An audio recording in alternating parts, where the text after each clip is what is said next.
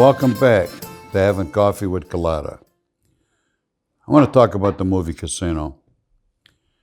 As you well know, I think you know, I was the consultant, technical advisor in this movie, plus I acted in the movie. I got in this movie as an acting part because they wanted to use, Marty liked to do originality, and being that I knew so much about that life and that story they were about to tell, he wanted to show the real life killer that actually performed the killing in real life and portrayed on the screen. But first of all, I want you to understand something. I do have immunity from prosecution, or else I wouldn't be talking about this stuff. So I portrayed the scene of where I killed a guy in Costa Rica. That really happened in Las Vegas, Nevada. A little bit of Marty fabrication, but that's a genuine scene. But it didn't go down that way. It went down another way. Nick Pelleggio twisted around a little bit, but the real story is that he was killed in the house and then dumped in the pool. He wasn't chased from the house outside. All right, we got that down. Now, I hear people ask me a lot of questions about the movie all the time. I guess that might be my claim to fame. I don't know. And one question, it happened the other day, as a matter of fact. And then I happened to see something on YouTube, somebody else talking about the same thing I'm going to talk about. And I started laughing. I said, man, people, they grab things you say or they see things and they twist them around to their liking to make them look like they were involved or they done it or they seen it. It's a fucking joke, really. One of the scenes is the pen where Pesci stabbing the guy in the neck in the bar. I'll tell you how that come about.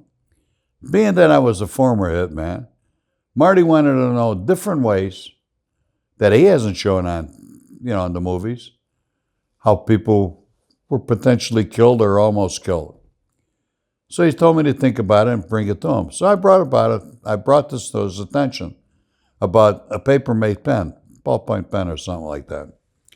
And this happened in jail. It didn't happen at the tavern or a bar. And the guy who done it was Larry Newman.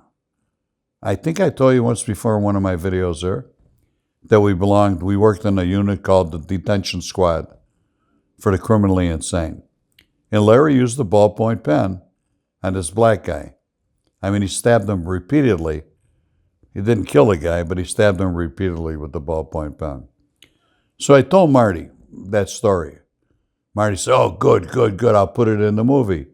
So what he did was he put that part in the movie with Pesci stabbing the guy at the bar. It was gruesome and it worked out. But then I seen something on one of these channels that this guy seen the same thing, but it was in a gas station or somewhere. I thought to myself, where did they get how do they copy these stories like that, Don't they have any stories of their own?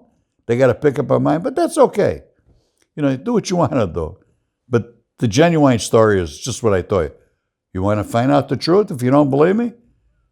I'm sure there's transcripts of that in the movie because you talk and they write that stuff down and they put it down and who's telling them what's this and that. And it'll be in there. Martin Scorsese, Joe Pesci, all of them guys, they know this true story because I told them the true story. So whoever tells stories about this and that, you're going to get caught, man. You're going to get caught.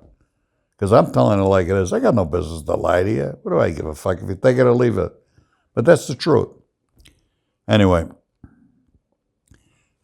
a lot of things in the movie were changed around to suit Marty's liking. Has to be. Otherwise, life is boring. So he changed it around to be exciting. Another scene, they put Tony Spilotro's brother living in Vegas, working with the hole-in-the-wall gang. That's not true. Did he spit in the sandwich with the cop? It wasn't a cop. Spit in the sandwich. It wasn't a cop. And it wasn't Michael that done it. It was Leo, my partner, Leo Gardino. I said, Leo, that day's out there. I says, having a sandwich. He was a newspaper guy. And he used to write bad things about us. He had a lot of balls coming in my restaurant and eating. So Leo said, he asked the cook, where's that sandwich going? And he said, that man out there. Leo spit in the sandwich. Now, that I know for sure. But they put it in another way. They put it in another restaurant. And they put Tony's brother doing it. That's not the way. I told you the way it just happened. So there's a lot of things that were changed around. I give you another scene that was changed around. I talk about this often on my tours. The scene where DeNiro catches the guy stealing at the table. He had a partner. The two crooks were working together. And they showed DeNiro breaking his hands with a hammer in the kitchen, or a sledgehammer, whatever they use. That's not true.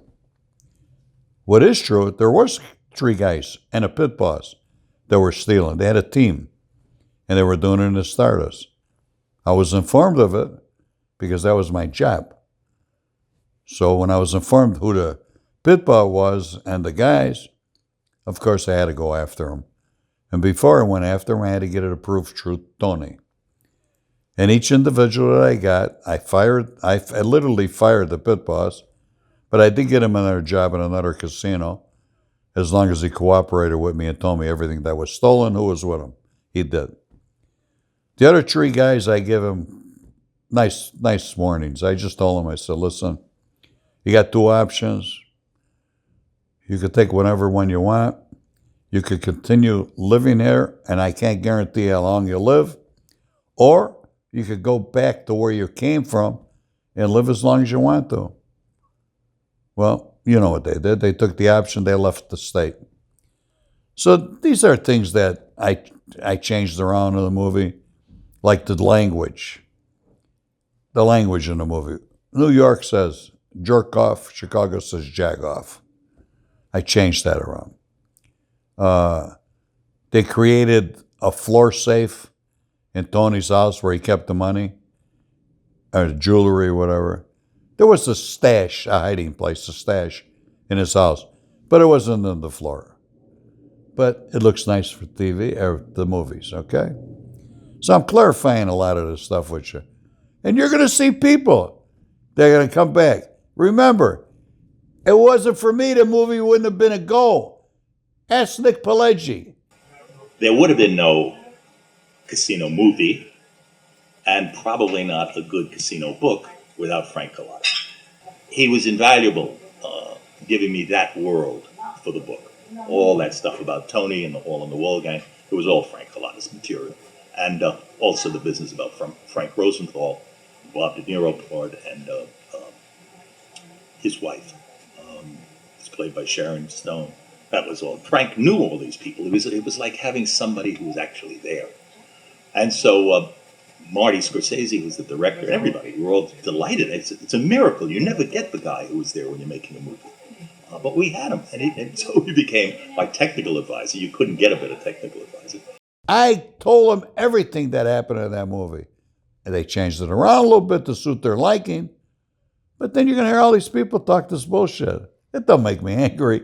I think it's embarrassing for them because they're going to get caught. They're going to get caught. How are they going to get out of it? Stabbing in the face.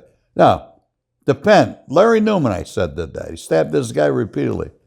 Larry Newman was doing 125 years for a triple murder. That's how I met him in there. The guy was the most vicious man that walked the face of the earth, as far as I'm concerned. Was he scary? You bet. He had an IQ of 169. This guy had no business being in jail. He just had a hot temper. Hot temper. He would kill in a minute. Well, anyway, I hope I clarified a lot of that up, which is, as I said, watch the movie, and you'll see. Everything that happened in the movie, it was my input that put into the movie. Thank you. Enjoy your day. Hit that button. Prescribe.